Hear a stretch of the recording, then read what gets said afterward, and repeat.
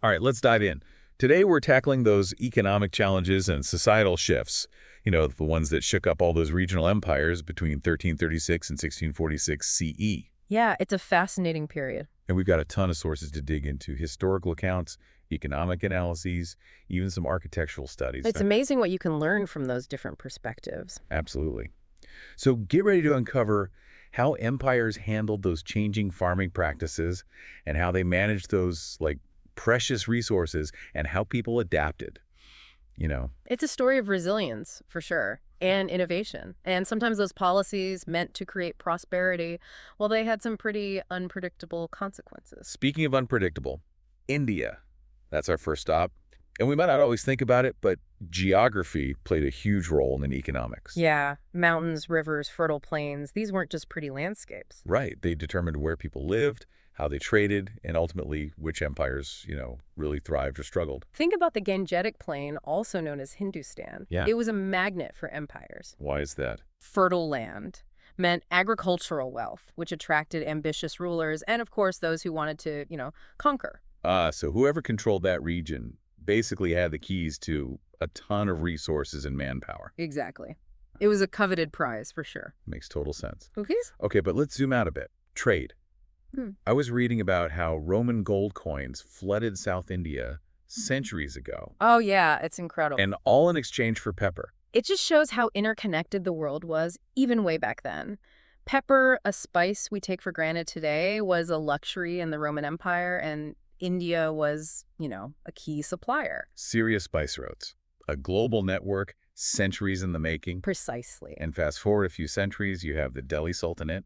They saw the potential of those trade routes Right. and decided to, monopolize the spice trade. Wait, they didn't just, slap on some taxes. Oh, no. They went all in. They set prices, decided who could trade, granting licenses, and even controlled production sometimes. Wow. It was a very calculated move, designed to, squeeze the most profit from this super lucrative trade. And their architecture reflects that. Oh, like those stunning mosques and palaces. Exactly. The Quwwat-ul-Islam Mosque in Delhi, one of the earliest Indo-Islamic buildings, it's a great example. I've seen pictures. The grandeur, the intricate details, it all speaks to their economic power. I can almost picture those massive caravans laden with spices traveling those routes and stopping at impressive sarais, those roadside inns. And funded by those monopolies, yeah. Right.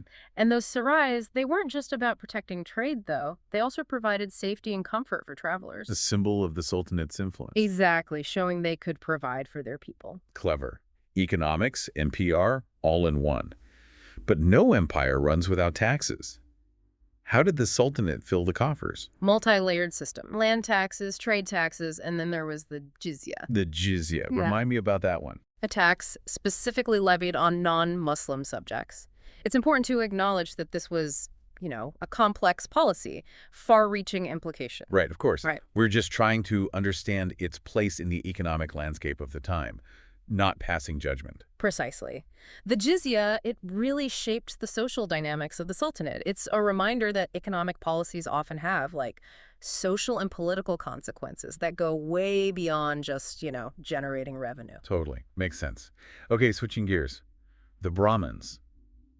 Fascinating to me how rulers would grant them huge tracts of land, sometimes even whole villages. As a way to solidify their own power, right. Yeah, but it seems counterintuitive to give away valuable land. It might seem that way, but it was calculated.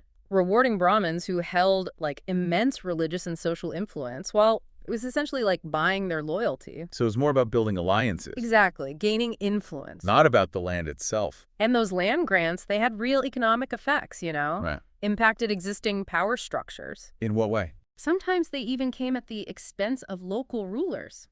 Shows how rulers were willing to completely reshape the economic landscape just to strengthen their position. Imagine getting an entire village as a reward. Shows how much they valued knowledge and religious authority. Absolutely. It's a reminder that power dynamics, they're always shifting.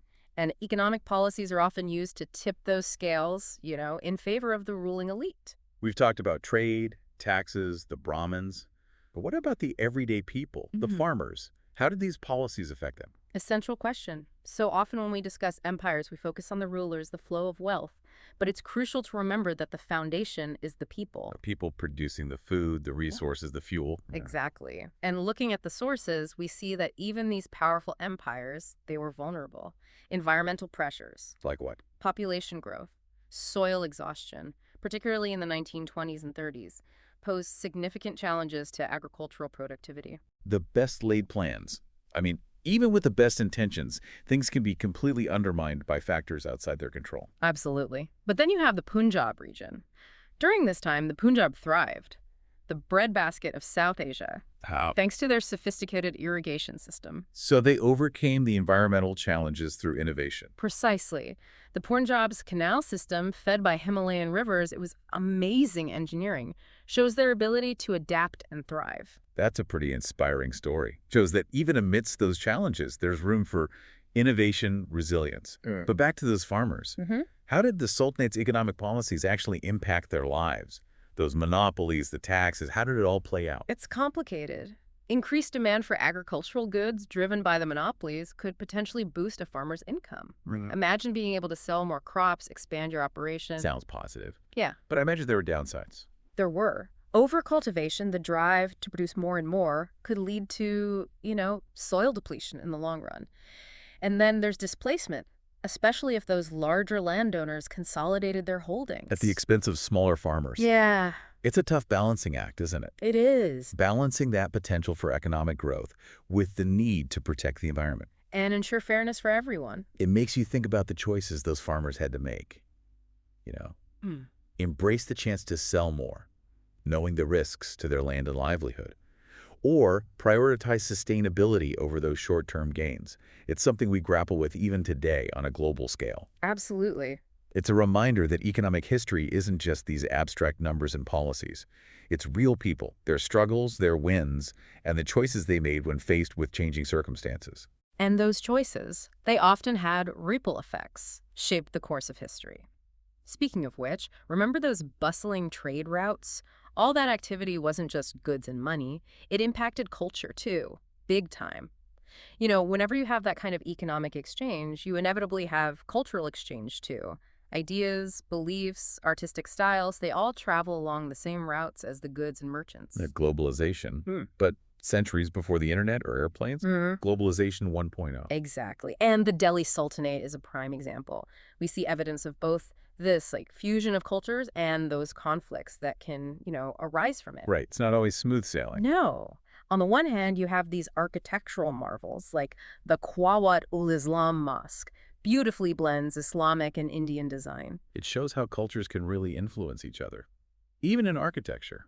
But on the other hand, policies like the jizya tax, we discussed that earlier, that created this division between Muslim and non-Muslim subjects, and that definitely caused tension. It's a good reminder that cultural exchange isn't always a smooth process. It can spark friction, even conflict. And those tensions, as we know, can have real consequences, socially, economically. When societies become divided, it hinders everything. Trade, social mobility, you name it. Right. A healthy empire needs some degree of balance and unity. Exactly. It makes you think about the parallels to our world today, A globalization has connected us in amazing ways, but it's also brought its own set of challenges and inequalities. It's a constant tension between those benefits and the potential downsides of a more interconnected world. Yeah, it seems like every generation grapples with that. They do. Now, speaking of echoes from the past, let's circle back to land. We talked about its value, how rulers granted it to the Brahmins, but land wasn't just for agriculture, right? It was also used to promote scholarship. Right, to support those religious institutions. Exactly. But how did that work, practically speaking? I was wondering that myself. Were scholars given, small plots of land to study on or something more substantial? Oh, much more substantial. We're talking about rulers granting entire villages to these Brahmin scholars, all the resources, the revenue potential, all of it. Wow. It was a way to incentivize learning, ensure the support of these influential figures. Quite an incentive. Knowledge really was power back then. It was. But it wasn't just about supporting scholars either. It was a strategic move by rulers to solidify their authority. So like a mutually beneficial arrangement. I give you this valuable land, you lend me your support and legitimacy. You got it. And these land grants weren't just a one-time thing. They led to the creation of lasting institutions, centers of learning, religious authority. That shaped society for centuries. So these scholars weren't just, like, off in a corner studying old texts. They were actually shaping the world around them. Absolutely. Shaping ideas, interpreting laws, advising rulers. They were at the heart of it all. It's fascinating. You can really see how interconnected everything was, the economic, social, and political spheres. Exactly. Now, remember how we talked about the spice trade? Well, there was another commodity flowing into India, gold. Lots of it. Didn't India have its own gold reserves? I thought they did. They did, Yeah. and still do. But the Roman Empire, with its insatiable appetite for Indian goods, especially pepperwell, they paid for those goods in gold. Roman gold coins were literally traveling across continents to reach India. Incredible. It really brings those global trade networks to life. It does. And that influx of Roman gold had a huge impact. Fueled trade, stimulated economic growth, and even influenced the development of their own coinage systems. So we have Roman gold, Indian spices, powerful Brahmins, land grants, complex tax systems. It's clear that the economic landscape of this period was super dynamic. It was. And as we've seen, those economic forces really reverberated throughout society, shaping everything, from the lives of everyday farmers to the construction of grand mosques and palaces. They influenced social structures, cultural interactions, even the trajectory of entire empires. It's amazing. Studying history reveals these patterns, how events from centuries ago still shed light on issues we're facing today. That's why I love these deep dives. It's not just about dates and facts. It's about understanding how the past shapes the present, you know? Exactly. And as we wrap up this exploration of this era, I want to leave you with a thought. Empires rise and fall, economies shift, societies adapt. But what lessons can we learn from these economic challenges, these past empires? How can we create systems that are both prosperous and fair, that promote innovation and sustainability, benefit everyone, not just a select few? These are challenges every generation faces. But by studying the past, by seeing how they dealt with these issues, we gain valuable insights. We can maybe avoid some of those pitfalls they encountered. History can be a guide, not just a collection of stories. Absolutely. And speaking of stories, I did have one more fascinating tidbit from the sources before we wrap up.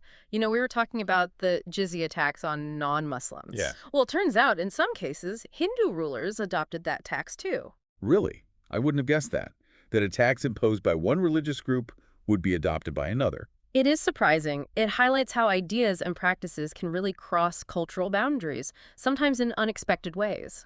It also shows that rulers, no matter their beliefs, often use similar strategies to maintain control and, generate revenue. It's a reminder that power dynamics and that pursuit of resources often transcend religious or cultural differences. Exactly. Those themes, adaptation, innovation, and the pursuit of power, they're woven throughout history. And while the details may change, the fundamental challenges and opportunities often remain remarkably consistent. Well, that's a wrap, folks. Another deep dive done and dusted. It's amazing what you can learn from peeking into the past, isn't it? It really is. And this is just a glimpse into a fascinating and complex time. So many more stories, waiting to be discovered. It makes you realize that history isn't just those dusty old textbooks and dates. It's real people, real challenges, choices that shaped empires and the world we live in. Exactly. And just like them, we face our own unique challenges. But studying the past, understanding how those economic pressures and societal shifts played out, well, it gives us perspective on our own time. It's like having a conversation with the past. Yeah. Learning from their successes, their mistakes, and using that knowledge to navigate the present. Well said. Speaking of navigating, before we go, I wanted to share one more thing. Remember those elaborate mosques and palaces we discussed? The ones built to showcase power and wealth? Of course, those testaments to the might of empires. Well, one source mentioned that during the Mughal era, rulers would actually inscribe their private quarters with, elaborate inscriptions Right. praising their accomplishments. No way. It's like having your own personal hype squad carving your greatest hits on your bedroom wall. Kind of, yeah. Yeah. It's a fascinating example of how they used architecture, even calligraphy, to project power, create a legacy that would, outlive them. Makes you wonder what future archaeologists will think when they dig up our stuff. Will they find tweets etched in marble, Instagram posts tiled on the bathroom walls? Who knows?